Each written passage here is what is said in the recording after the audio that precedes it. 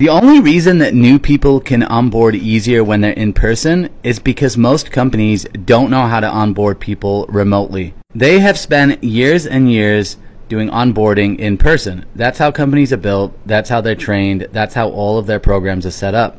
The problem was when the pandemic hit and a lot of companies were forced to go remotely, they had to try and figure out how to do onboarding kind of off the cuff. They didn't really put a lot of time or preparation. They didn't really focus on it a lot.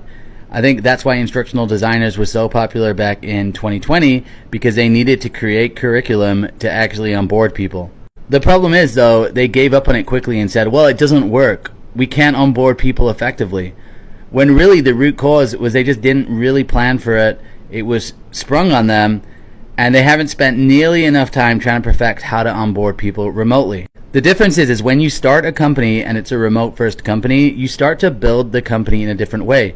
You start to facilitate ways for people to learn even if they're new. This could include quarterly or monthly offsite meetings where the team is getting together in person. It could be assigning mentors or people to help keep new people accountable. There are plenty of ways to onboard people. I just think a lot of these companies, they don't want to put the effort in. They were forced to do remote work, and they really didn't even try. And then because they put zero effort in, it failed, and they blame remote work instead of blaming the fact they didn't know what they were doing and they didn't put any effort into it. I do think that some people do learn quicker when you're face-to-face and you're in person, but there's plenty of people that can learn remotely.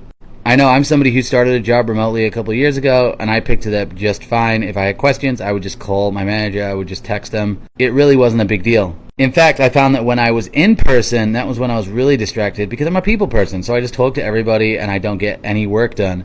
So it really is a case of each individual.